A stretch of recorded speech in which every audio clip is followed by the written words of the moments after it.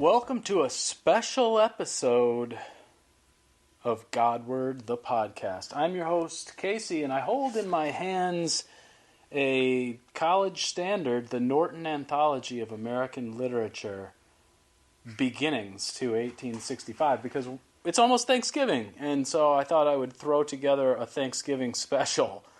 No notes, I don't even have any audio drops for this episode. One word about the new sort of amazing video element of the podcast, and that is obviously I have reasons that I can't get the audio and the visual yet like pumping together. And so if anyone knows how to do this, maybe send me a DM, but otherwise, I don't know, like I know that people are saying just stream it and forget about the podcast, but I want to keep the audio, and so if I do that, I won't be able to do the audio drops that I like to do in the future or play my intro and outro music. So let's really think about this. All right, I'm reading from William Bradford's narrative of the colonization of the New World. It's called Of Plymouth Plantation, and it sort of begins in about 1619 or 1620. And I think he wrote it later in the 1630s or something. So it's like a retrospective of what happened. Just a few words about what's going on here. I mean, you may have heard of the John Smith Company down in Virginia around 1607. They don't usually get credit because they sort of were just a trading company. They didn't really intend to establish a permanent settlement there. But these Puritans did, the Pilgrims did, and so this is the Thanksgiving story. So shift your attention up north from Virginia. William Bradford was inspired at a very early age, 13 years old, by a nonconformist minister named Richard Clifton. And these were separatists, so they believed that the Church of England was so screwed up and corrupt that it couldn't be salvaged anymore. And so they sought, a new world.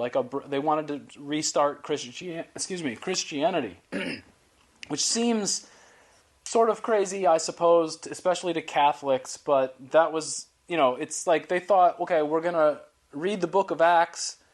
We're going to think of ourselves as doing the Exodus. And, you can kind of piece together something like what you might do in that circumstance. They were Calvinists, and I'm not going to go too deep into it. I'm not a theologian, but Calvinism has those 5 points. The first one I think is really important, called total depravity. Depravity means sinfulness. And so this is like original sin dialed up to an 11, They believe that people were not by nature inclined to love God with their whole heart, mind, or strength, but rather are inclined to serve their own interests over those of their neighbor and to reject the rule of God. So, therefore, all people, by their own faculties, are morally unable to choose to follow God and be saved, because they're unwilling to do so out of the necessity of their own natures. Does that make sense? It's key. Get it into your head.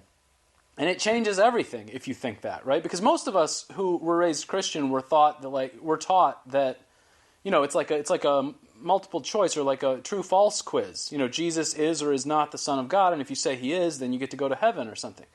Not so for these Calvinists. You don't get to choose at all. It's the other way around. God chooses you, and he doesn't choose everyone. Okay, so in the 5 points, which is the acronym is TULIP, total depravity being the first. The second one is unconditional election, and that is that it's God's choice from eternity of those whom he will bring to himself. And it's not based on foreseen virtue or merit or any choosing or faith even in those people. Rather, it is unconditionally grounded in God's mercy alone. The L in TULIP, limited atonement. Jesus' death on the cross only redeems the sins of the elect. He didn't die for everyone, but just for the ones that were chosen.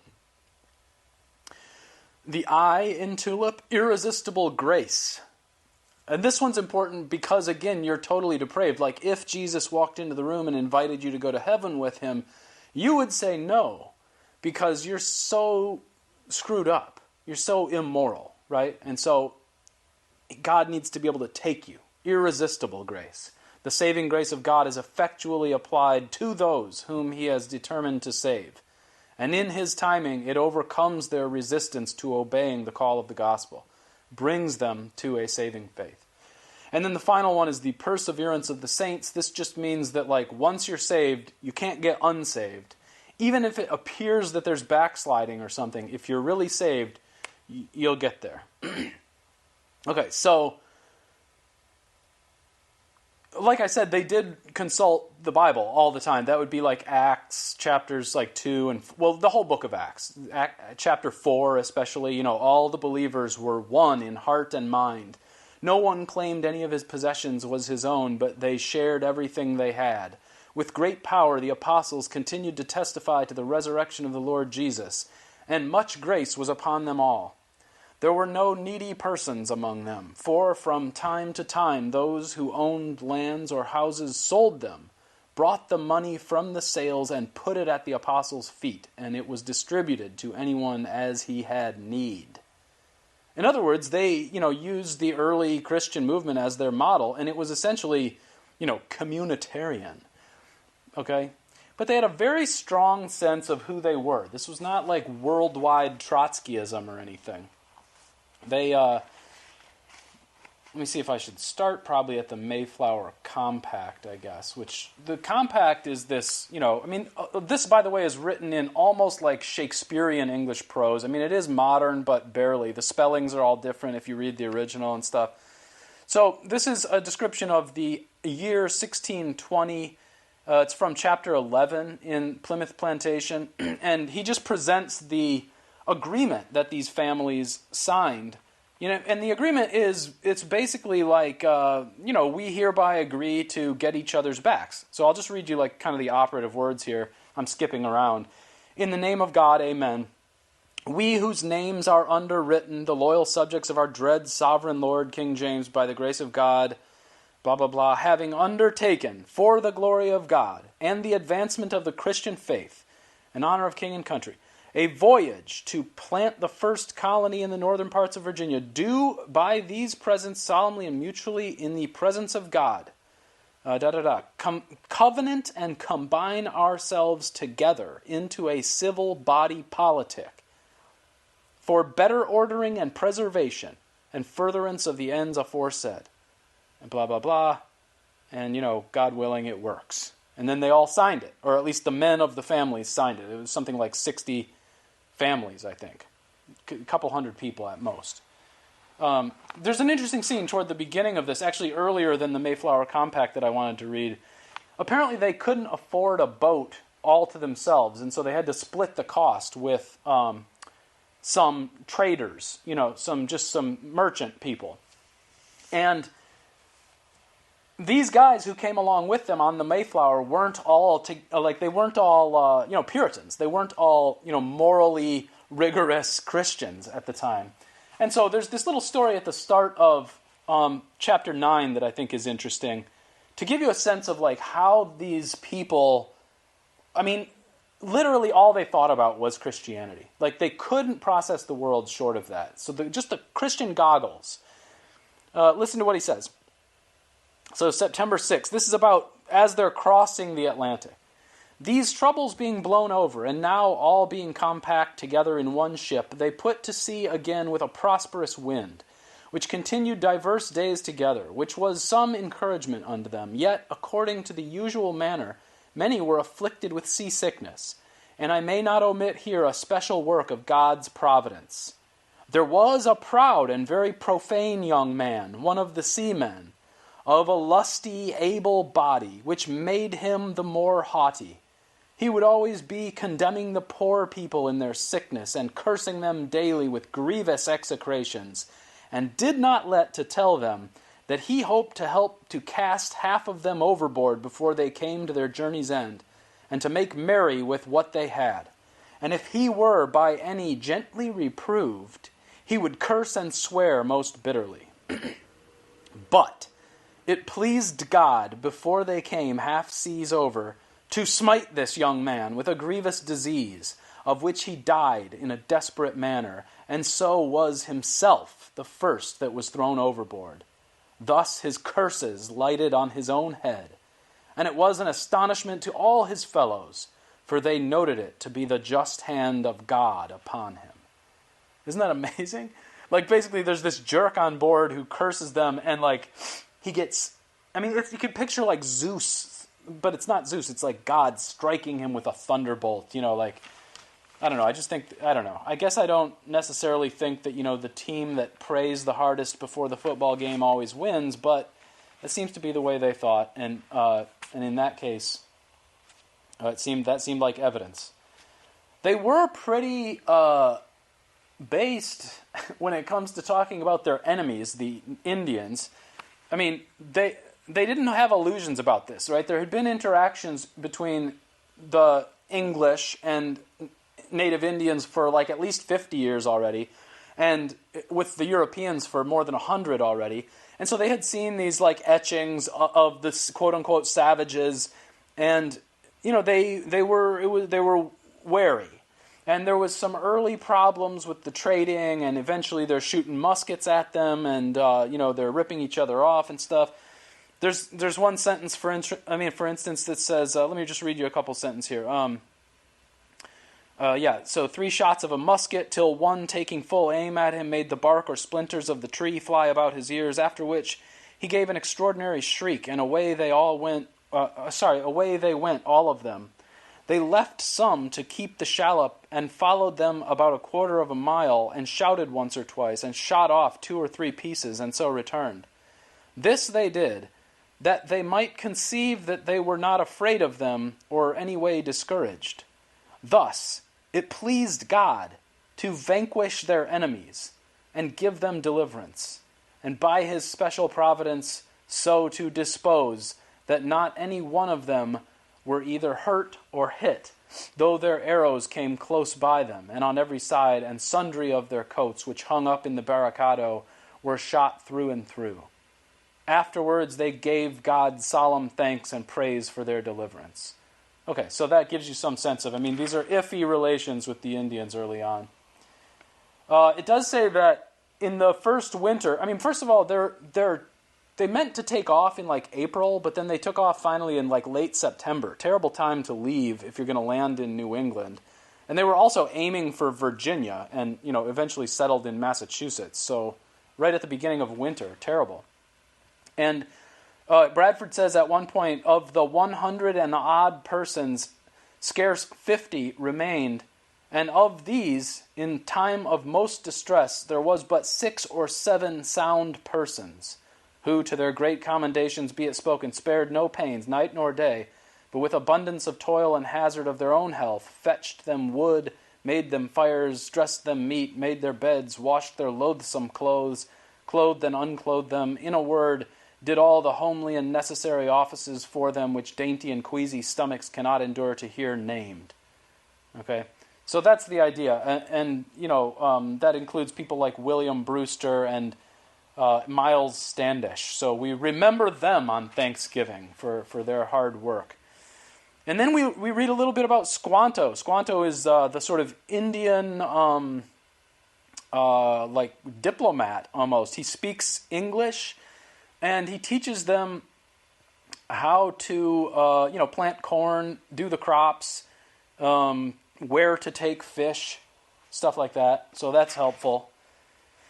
And let's see. And then here's the part I really wanted to get into for an episode. I think this is really interesting. To me, it's one of those political problems that can't be avoided, except by utopians who think it'll go away, when only they take control or something. But this is from the chapter 19 about the year 1628. So it's been 8 years. They've got the crops up and running. People's health is starting to sort of normalize. And there's the story of this guy named Mr. Morton of Marymount. Morton is not a Puritan so much as like one of these traders, merchant guys. And so he doesn't really fit well with the colony. And the question here is going to be about like what the Puritans should do and what they were justified in doing about nonconformism, essentially. Because, as I used to say in class, I mean, look, in these tough, like it's one thing to go, oh, we're a democracy and freedom and everybody can do whatever they want and freedom of conscience and stuff. Okay, it's one thing to do that when you have super reliable institutions, very low crime rate, a reliable food chain, all that. Then you can kind of be a liberal. But in the early days, when you're trying to literally start from scratch a civilization, you need discipline, you need assimilation, you need cooperation. Just think of, for example, like sports would be one example. Like you've never seen a good football team that doesn't, huddle up and agree what play they're going to run, right? Or a basketball team that doesn't cooperate at all, doesn't run any plays. It's just chaos. Like that doesn't work as well, and they're going to lose.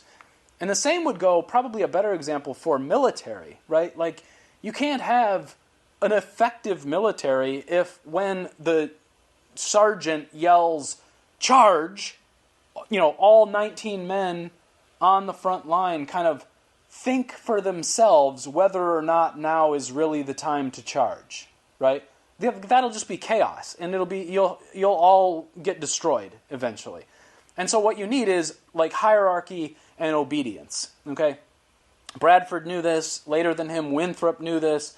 And so this guy, Mr. Morton, poses a challenge. The of Plymouth Plantation says, quote, "And Mr. Morton became lord of misrule, and maintained, as it were, a school of atheism. And after they had got some good into their hands," that is like, money, "and got much by trading with the Indians, they spent it as vainly, in quaffing and drinking both wine and strong waters in great excess, and, as some reported, 10 pounds worth in a morning. They also set up a maypole, drinking and dancing about it many days together, inviting the Indian women for their consorts, dancing and frisking together like so many fairies, or furies rather, and worse practices, as if they had anew revived and celebrated the feasts of the Roman goddess Flora, or the beastly practices of the mad Bacchanalians. Morton, likewise, to show his poetry, composed sundry rhymes and verses, some tending to lasciviousness, and others to the detraction and scandal of some persons, which he affixed to this idol, or idol, A-I-D-O-L, maypole." So this guy, he's an alcoholic, party man, sleeping with, which you're not supposed to do, the natives. The maypole is a very pagan thing to do. He said he appears to be an atheist almost. And then how about my favorite part of this is that he's a rapper, right? You can hear that part where it talks about his rhymes and verses tending to lasciviousness. So this guy is not like the rest of the Puritans, and he doesn't seem to be like pulling his weight. He's not helping, right? He's just drinking all day. What do you do with a guy like this? Well, the Puritans felt justified in basically rounding him up and expelling him. So that's how they handled it. Eventually they shipped him all the way back to England. I do think it's interesting, though. These are the Christians, and, for instance, listen to what they say here. This is a criticism of Morton from Bradford, saying, "Morton would entertain any, how vile soever, and all the scum of the country, or any discontents would flock to him from all places, if this nest was not broken. And they should stand in more fear of their lives and goods in short time, from this wicked and debauched crew than from the savages themselves." So, I don't know, there's a part of me that kind of thinks, Jesus dined with the vile scum too, Wouldn't it be sort of more Christian in a way to be like Morton? But, I don't know, I guess I'm not a legalist, so I'm sort of whatever about his dancing like so many furies. All right, one last little bit of this is this really interesting. This is 12 years in. So in the year 1632, there's a little passage from chapter 23 I want to read, because I think it's interesting, like with my interest in sort of medieval economics and like economic justice and the idea of like pre-capitalist economic justice. And that's what you've got here. So what it says here is, the people of the plantation began to grow in their outward estates by reason of the flowing of many people into the country, especially into the Bay of Massachusetts, by which means corn and cattle rose to a great price, by which many were much enriched, and commodities grew plentiful. Pausing. I mean, that sounds great, right? Like, stocks are up. People are making money. Like, profit is high. This is good. This is the American dream. However, listen to what he says. And yet, in other regards, this benefit turned to their hurt, and this accession of strength to their weakness. For now, as their stocks increased, and the increase vendible or sellable, there was no longer anything holding them together. But now they must of necessity go to their great lots, for they could not otherwise keep their cattle. And having oxen grown, they must have land for plowing and tillage. And no man now thought he could live, except he had cattle and a great deal of ground to keep them, all striving to increase their stocks. By which means they were scattered all over the bay quickly, and the town, in which they lived compactly till now, was left very thin, and in a short time almost desolate. So what you start to see happening is they all want to have their 40 acres, and it just expands. And like now, they get so far away that they can't even walk to church together on Sunday anymore. And essentially, like, the once unified settlement starts to, faction. It starts to break apart into like multiple settlements. And they even tried for a time auctioning off some of the first plots of land to, like, when the owner died, to new waves of immigrants, more recent immigrants from England, to get this new land, like in hopes that they would integrate into the community. But what happened is the people who won that lottery, like, basically just sold it for a big profit and then went and bought their house, way out in the countryside where they could afford more land. And so it all kind of started falling apart. He even says, like, they tried redistributing land and then, quote, "But alas, this remedy proved worse than the disease. For within a few years, those that had thus got footing there rent themselves away, partly by force, and partly wearing the rest with importunity and pleas of necessity, so as they must either suffer them to go, or live in continual opposition and contention.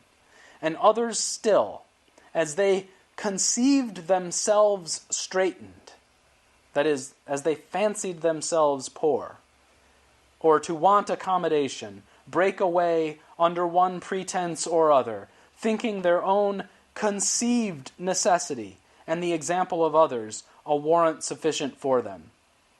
And this, I fear, will be the ruin of New England, at least of the churches of God there, and will provoke the Lord's displeasure against them." Isn't that awesome? Like, the idea is that too much prosperity weakens the community, and the conformity of the community, of course, right? So that's the main idea of some of the William Bradford stuff. And I also wanted to just read you the sort of original source text of the let me see here if I can find this real quick.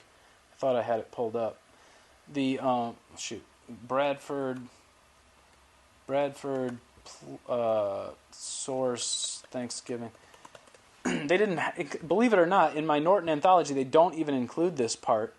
Here's the primary source, like, paragraph from William Bradford. He says, they began now to gather in the small harvest they had, and fit up their houses and dwellings against winter, being all well recovered in health and strength, and had all things in good plenty. For as some were thus employed in affairs abroad, others were exercised in fishing, about cod and bass and other fish, of which they took good store, of which every family had their portion. All the summer there was no want, and now began to come in store of fowl as winter approached, of which this place did abound when they first came, but afterwards decreased by degrees. And besides waterfowl, there was great store of wild turkeys, of which they took many, besides venison, etc. Besides, they had about a peck of meal a week to a person, or now since harvest Indian corn to that proportion, which made many afterwards write so largely of their plenty here to their friends in England, which were not feigned, but true reports. And so that's the first Thanksgiving. It's actually November of 1621. It took them, a year, basically, to get things up and running, enough that they had, enough that they could be thankful and sort of begin to settle in. That's the Thanksgiving story. I kind of interrupted our series on Moby Dick. I'll return to it after Thanksgiving. And I don't know, I haven't even decided exactly what the next... I just got so... I listened back to my Moby Dick episode, and I'm like, I'll talk about this, and then I didn't get to any of it. There's so much to cover. I'll probably read you some excerpts. Basically with Moby Dick, it's like more than anything else, I want to encourage people to actually read it. If you're ever going to read anything again, it should be Moby Dick. So consider making that commitment to yourself in 2021.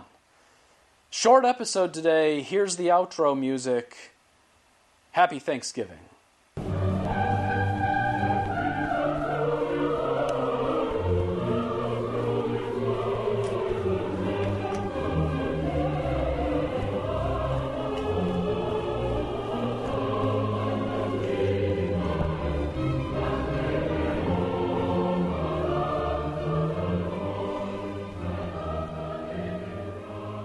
Bye-bye.